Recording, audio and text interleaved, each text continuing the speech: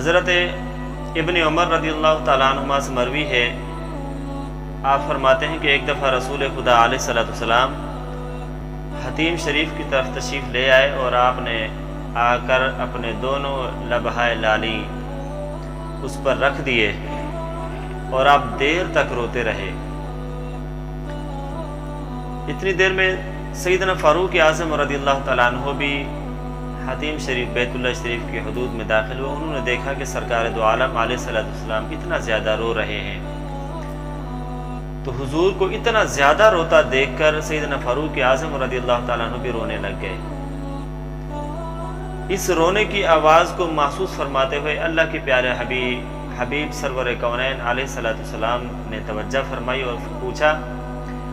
اے فاروق اعظم کیوں رو رہے ہو؟ تو آپ نے جواب عرض کیا، یا رسول اللہ علیہ وسلم میں نے آپ کو اتنا زیادہ روتے ہوئے دیکھا تو مجھے رونا آ گیا، تو میں بھی رونا شروع کر دیا۔ حضور امام الانبیاء علیہ السلام مرشد کامل مرشد حق صلی اللہ تعالیٰ علیہ وسلم نے فاروق اعظم سے ارشاد فرمایا کہ یا عمر ہا ہنا تسکب العبرات، ہاں فاروق اعظم، یہ رب تعالیٰ کے حضور یہ وہ مقام ہے جہاں پر خوب آنسو بہانے چاہیے، اللہ کی یاد میں، اللہ کے خوف سے، اللہ کی بارگاہ میں خوب آنسو بہانے چاہیے، اور یہی وہ جگہ ہے جہاں پر آنسو بہا کر رب تعالیٰ سے گڑ گڑا کر اس سے دعا مانگنی چاہیے۔ اور اسی طرح دوسری دعا میں بھی حضرت عبداللہ بن مسعود رضی اللہ تعالیٰ عنہ سے مروی ہے کہ سرکار دو عالم نور مجسم علیہ السلام نے مجھے ارشاد فرمایا کہ یا عبداللہ اقرأ علی القرآن، آپ مجھے، اے عبداللہ مجھے قرآن پاک کی تلاوت سناؤ۔ حضرت عبداللہ فرماتے ہیں کہ میں نے حضور سے عرض کی، یا رسول اللہ ازراہ حیرت میں عرض کر رہا ہوں، یا رسول اللہ کلام الہی تو آپ پر نازل ہوا ہے اور میں آپ کو کلام سناؤں؟ ازراہ حیرت حضرت عبداللہ بن مسعود نے یہ حضور سے سوال کیا۔ حضور امام الانبیاء نے فرمایا کہ اشتہی ان اسمعہ من غیری، کہ میں چاہتا ہوں کہ کوئی مجھے کلام پاک کوئی دوسرا مجھے سنائے اور میں اسے سنوں۔ اور میں نے کلام پاک یوں تلاوت شروع کر دی اور قرآن پاک سناتا رہا۔ حضور سن کر جہاں پر خوشی کی بات آتی تو حضور خوشی کا اظہار فرماتے، اور جہاں پر کوئی غم کی آیت آتی تو حضور وہاں پر رونا شروع کر دیتے۔ اور اسی طرح کافی بار حضور نے مجھ سے کلام پاک سنا۔ ایک دفعہ ایسا بھی ہوا، میں کلام اقدس کی تلاوت کر رہا تھا، سورہ نساء سے ابتدائی آیات سے میں نے تلاوت شروع کر دی۔ حضور یہاں سے سورہ نساء کی تلاوت سنتے سنتے رو رہے ہیں، اتنا زیادہ رو رہے تھے یہاں تک کہ جب میں اس آیت پر پہنچا فَكَيْفَ إِذَا جِئْنَا مِن كُلِّ أُمَّةٍ بِشَهِيدٍ وَجِئْنَا بِكَ عَلَى هَؤُلَاءِ شَهِيدًا، تو کیا حال ہوگا ان نافرمانوں کا کہ جب ہم لے آئیں گے ہر امت سے ایک گواہ، اور اے محبوب ہم لے آئیں گے آپ کو ان سب پر گواہ۔ تو آپ فرماتے ہیں کہ حضور کی چشمان مبارک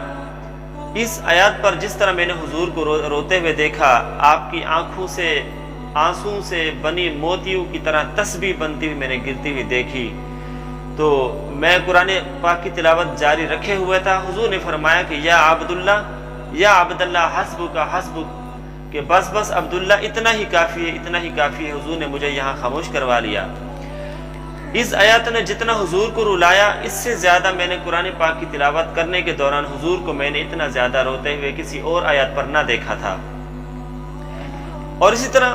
مختصر تشریح ضیاء القرآن صاحب ضیاء القرآن تفسیر فرماتے ہوئے اسی آیات کے ضمن میں فرماتے ہیں قیامت کے دن تمام انبیاء اپنی اپنی امتوں کے احوال و اعمال پر گواہی دیں گے۔ حضور نور مجسم علیہ السلام بھی تمام انبیاء کرام کی اپنی اپنی امتوں کے بارے میں دی ہوئی گواہوں کی حضور ان کی تصدیق فرمائیں گے، یعنی کہ جتنے انبیاء کرام علیہ السلام بھی گواہی اپنی امت کے حق میں ان کے اچھے اور برے اعمال پر دیں گے، تو ان کی گواہی انبیاء کرام کی یعنی کہ گزشتہ انبیاء کرام کی گواہیوں کو تصدیق کرنے کے لیے اللہ کے نبی کو بلایا جائے گا۔ اللہ کے نبی جو ہے اس موقع پر تمام انبیاء کرام علیہ السلام کی تصدیق فرمائیں گے۔ اور ہؤلاء کا جو لفظ ہے اس کے اندر بھی یہی ثابت ہوتا ہے کہ جس طرح دیگر انبیاء کرام علیہ السلام کی امتوں کی گواہی ان کے انبیاء دیں گے، اسی طرح امت نبوی بھی اس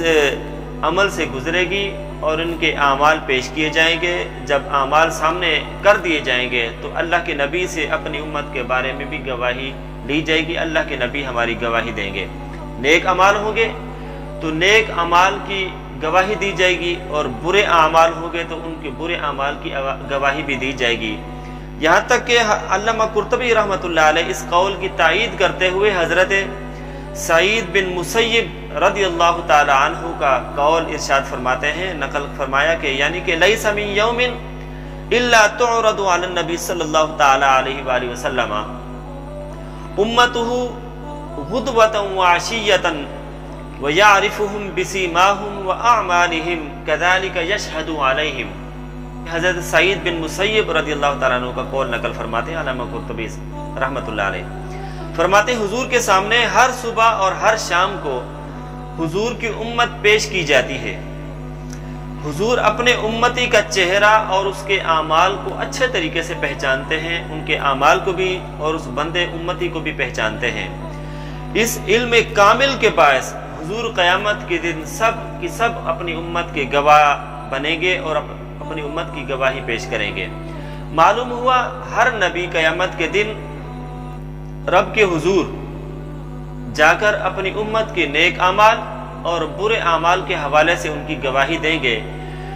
اور جس کی گواہی مدلل ہو، زیادہ ثابت اور مضبوط دلیل سے ثابت ہو جائے جس کی گواہی، تو وہ مجرم ہو تو مجرم تصور کر لیا جاتا ہے، اور اگر نیکوکار پارسا ہو، سچا ہو، ثابت قدم ہو تو اس کو ثابت قدم، سچا اور ثابت پیش قبول کر لیا جاتا ہے۔ اور عدالت کے سامنے جب گواہی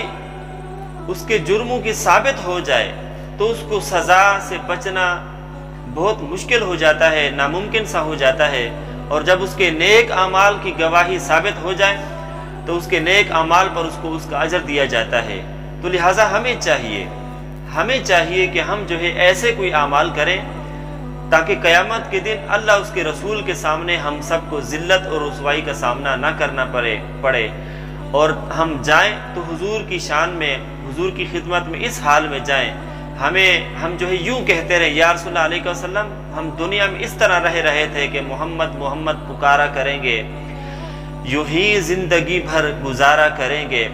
پہنچ کر درے مصطفیٰ ہم نہ آئیں، پہنچ کر درے مصطفیٰ ہم نہ آئیں، یہ حسرت ہے ہم کو وہی موت آئے، دعا رات دن ہم یہ مانگا کریں گے، محمد محمد پکارا کریں گے۔